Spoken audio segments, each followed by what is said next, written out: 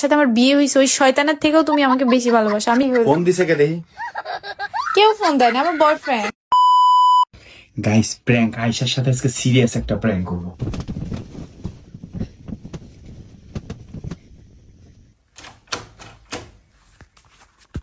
সারাদিন সে মানে খাবে ঘুরবে আর কি করবে, তার সে জানেই না যে কি করবে। সে নাটক বাস, মিন্দিটাও দিতে দেয় না, শয়তানের মতো করে আমার সাথে একবারে।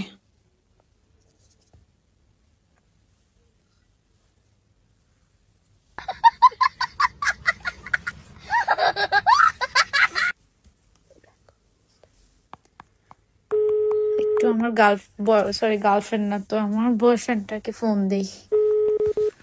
হ্যালো, হ্যাঁ বলো, কোথায় তুমি? আরে আর বলো না, কেন ফোন দিতে পারি না তুমি জানো না?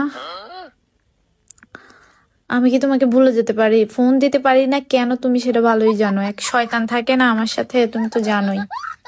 আমি তো তোমাকে সবই বলছি।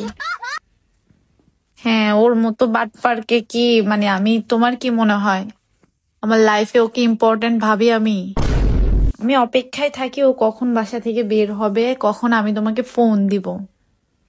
হ্যাঁ, তুমি তো বুঝতেই পারো সবকিছু। কি করো তুমি? শরীরটা ভালো?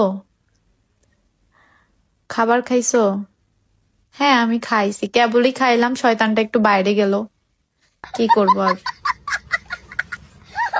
আচ্ছা হ্যাঁ, সেটাই, হ্যাঁ সেটাই। হ্যাঁ, তুমি তুমি আমাকে ভালোবাসো আমি জানি, আমিও তোমাকে ভালোবাসি অনেক। হ্যাঁ, সেটা প্রকাশ করতে হবে না, আমি এমনিই জানি। ওই শয়তানটার থেকে, যার সাথে আমার বিয়ে হয়েছে ওই শয়তানের থেকেও তুমি আমাকে বেশি ভালোবাসো। আমি জানি তোমার সাথে আমার বিয়ে হলে আমি অনেক সুখে থাকতাম। এখন কি করব বলো? বাবা মার প্রেসারে আমি ওকে বিয়ে করছি। আমি কি করব তুমি বলো আমাকে? আমি তো তোমাকে ভালোই বাসি। দেখা করবা? হ্যাঁ, কবে দেখা করবা সেটা বলো, ডেটটা বলো। দেখা করবে মানে কে ফোন দিছে কে দেখি? কি ব্যাপার, তুমি রুমে মানে? তুমি ফোন দিছে কে? ফোন দিছে কে দেখি?